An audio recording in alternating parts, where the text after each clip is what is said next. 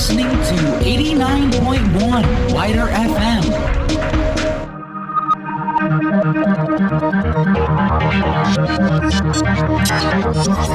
Hello, and welcome to the Western News Review, where WIDR and Western Herald sit down together and talk the top stories of the week. Before we continue this episode of the News Review, the Western Herald and WIDR would like to acknowledge the tragedy that occurred on Michigan State University's campus last week. We decided it best not to provide commentary on the events that took place Monday night, but to share our sympathies with those affected. We would like to raise the voices of the student journalists at the State News and encourage listeners to visit their website to hear their unique and powerful stories. We at WMU are Spartan Strong. Thank you for listening. Now back to our regular show. Hey, welcome guys once again. And how was your week? It was fine. A lot of stuff is happening in the world right now, but yeah, we move on. We continue. I mean, life goes on, they say. I mean, it's sad, but what can you do? And yeah, Nicole, how are you? Yeah, I agree with Cori. It's just okay, but yeah, we missed you on the last episode, and you're back. Yeah.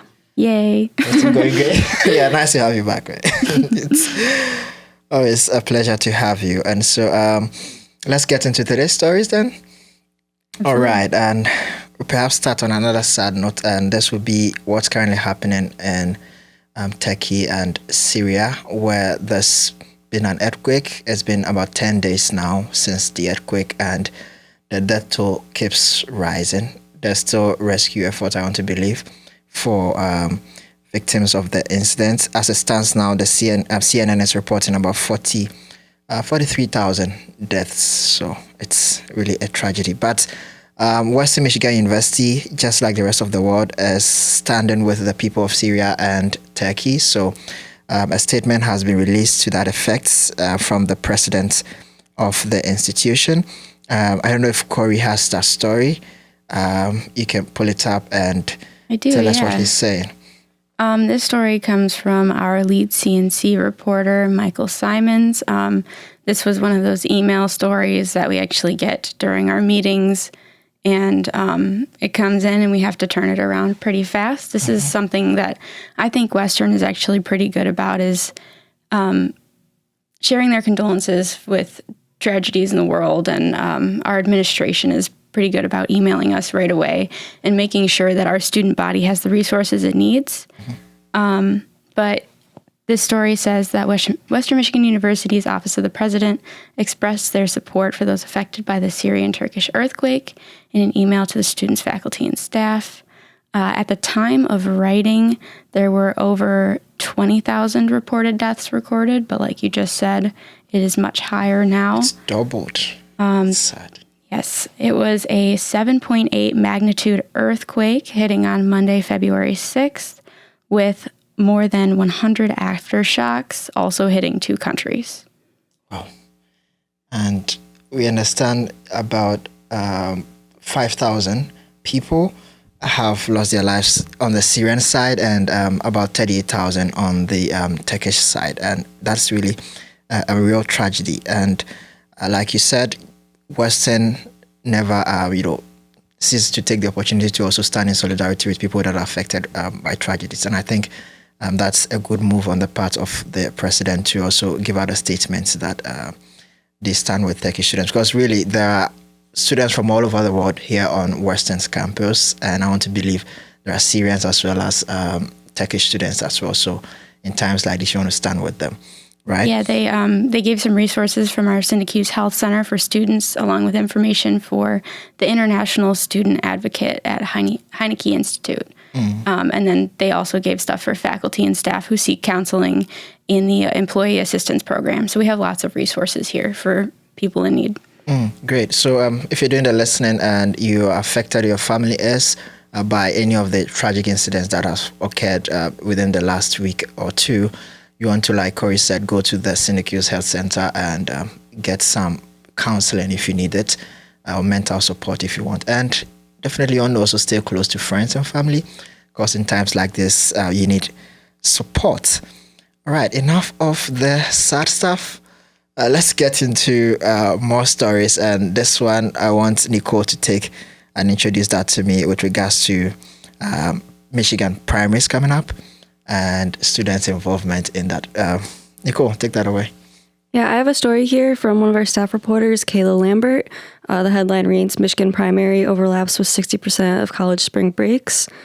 And then in the article, she kind of describes the issue that next year in 2024, the state significantly decreases the chance of student voting, as many will be out of their voting districts during the primary. Student voters have had an outsized voting turnout in recent elections. So yeah, basically she just describes that in 2024, Michigan primaries the date will be changed to February 27th, 2024. And a lot of spring breaks overlap with that and will make it more difficult for college students to vote. Okay, so the spring break, I beg your pardon.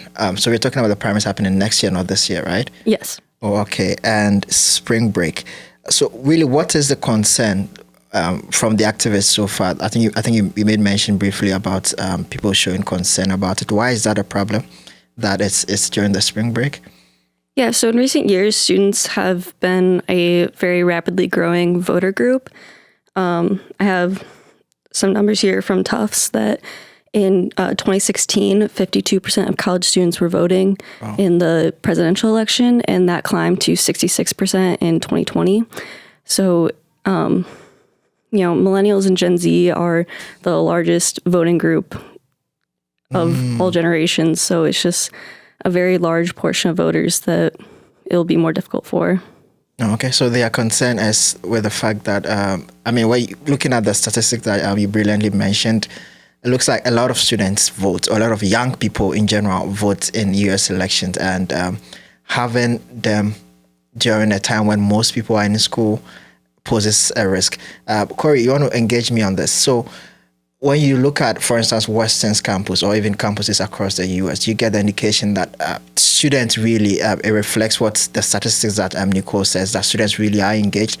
And do you find politicians taking advantage of students' involvement in elections? Possibly. I think that we're a very passionate group of people, and more college students have been voting, like Nicole said. I don't know if it's taking advantage or the reason that they moved the election up to this date, making it overlap with 60% of college students' spring breaks. But I know that a lot of people I know will not be here this year for spring break. We go places, we take that week. Our spring break is in 2 weeks, and Nicole and I will both not be here for that time. I have been on campus during that time, and it does get pretty empty. So it's just people being out of town and not in a position to vote. So I think absentee ballots are going to be very important. You guys don't live in Kalamazoo? I mean, originally, from here? No, I'm just curious. I'm from Brighton, Michigan. Oh, okay. Yeah, I'm from the Metro Detroit area, so. And when you said, I don't know why Ryan raised his head.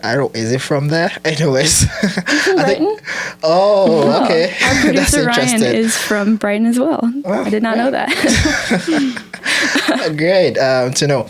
Okay, so like you said, so that brings into the aspect of people coming from all walks of life. For instance, when you look at Western Michigan University's campuses, not everyone is from where the university is located. It means that people would have to go back to different places, even those that may want to do internships and all of, a spring break, not summer break, I beg your pardon. Yeah. So no internships, I guess. It's mostly traveling for vacations. I'll be in Florida, and where are you going to be? I'm going to Columbia this spring break, so that's nice. This year. We don't know what. I'm staying here. We don't know what we have in store for next year, but that's pretty typical of college students needing to get away from the stress, especially right now. It is the middle of second semester. We're all feeling it. Sometimes you just need to go somewhere warm or go home and be with family. So, Nicole, safe to say that then this poses a real challenge then for college students in terms of when you look at the activist concern and what you and Cori have said with regards to people traveling, and for you even for vacations and all of that, then indeed having these elections in the spring break poses a real challenge. Yeah, it's definitely going to make voting harder for college students. It won't make it impossible. Absentee ballots are a very real and very possible option for students. The article even urges students, like, make sure you get an absentee ballot and you're able to vote before, leaving Kalamazoo, leaving your hometown, so you can still be a part of that. But I'm sorry for catching you in. For someone who doesn't know what an absentee ballot is, can you throw lights on that, what that is? I know in different countries, they have different voting systems. So if someone is doing the listening, for instance, an international student doing the listening, for instance, and does not really understand the concept, what is really an absentee ballot? Yeah, so it's basically just a ballot that you receive in the mail early before the election. You can just go online and request it. It'll be sent to your address in whatever district you're registered to vote in. And then you just fill it out early and send it in the mail, and it'll be counted on election day. Oh, so you vote before the main elections? Yeah. Yes, you can vote from home, just on your absentee ballot. It's something that you request from your local clerk's office. And this works for just anybody. I'm asking this because in Ghana, I know that the people who get to vote not during the election day itself are usually people in, essential service workers. For instance, if you're a policeman who's probably going to be manning a post during the election, or if you're a health worker, for instance, so such special people, so to speak, tend to get the opportunity to vote prior to that. But is it different here? Anyone at all can request that? Yeah, there's a lot of reasons you can request it. It's actually huge among college students because a lot of us don't live where we are most of the time. All of us being in Kalamazoo, going to Western, and having our hometowns somewhere else, we can't always make it back home to vote on that exact day. So a lot of us request absentee ballots. You can do it for work. You can do it if you're going on vacation. There's a ton of reasons that you could request a ballot. It's very easy to do. If you just go online to the Secretary of State website for whatever state you're registered to vote in, you can just fill it out. They'll send it right to you. I did it for the midterm elections last year. And is it a smooth process? A smooth process? Yes. Yeah. It's very easy. Yeah, it comes pretty quickly. Just make sure to do it early enough that it has time to get to you and that you have time to send it back before election day. I'm tempted to ask this question then in terms of the activist concern that people won't be around to vote. Is then if there's the opportunity to have an absentee ballot, for instance, then is it really a problem if students can, for instance, move from wherever they are and still gets to vote as an absentee? Then what's the challenge here then? I would chalk it up to forgetfulness. I think we're also a very busy group of people, and if you're going out of town or something like that, you might forget to request them early. You can request absentee ballots up to a certain date before voting, and you just might be out of town before that date runs up. Okay. I think it's also easier to just kind of I'm not going to be here on election day and then care less about doing it. Yeah. I know people that have decided to vote on election day, so if they're waiting that long to make that decision and then it comes and it's too late for them to get an absentee ballot or they're not in town, then that also... And if there's anything I know about college students, it's that we like to wait till the last minute to get things done. To finally decide. Yeah, I mean, that makes a lot of sense. And very interesting perspectives that you guys bring in. And I guess that's it for today, right? I think so. Yeah, so today was a very short one also because we are in a sad season sort of. So we decided to just do a brief episode of the Western News Review and bring you a few stories that have been making headlines. And Nicole read our statements on the MSU shooting, and we've also looked at Western Michigan University standing in solidarity. Not Nicole, I beg your pardon, Cori. Yeah, I keep interchanging that. And we looked at Western standing in solidarity with victims of the Turkish and Syrian earthquake. And the just ended conversation was the Michigan primaries and why, if it falls within the spring break, it's going to affect students. Interesting conversations, really. I've learned a lot since I'm really new to the system here. So thank you, ladies, for shedding some light. I'm sure our listeners have as well. I would like to encourage everyone listening to take care of their mental health out there. Whatever that means for you, do it. It's non-negotiable, actually, and especially with all the stress. And if you're a student, you also have the extra stress of academic and all of that. So if you have to deal with family issues and all, then it's really a big issue. So take advantage of the health services and all the services that Western has available. The Scenic Youth Health Center is available to help. And you can even speak to your advisors, faculty advisors, and all of that to get some help. Thank you, Nicole Morehouse. She is the lead news reporter with the Western Herald, and then the news editor, Cori Osterman, my co-host for the show. My name is Ebo Daniel, and this has been the Western News Review. We come your way same time next week with some more stories that has made headlines with the Western Herald. Until then, stay safe, and like Cori said, take care of your mental health. Bye-bye.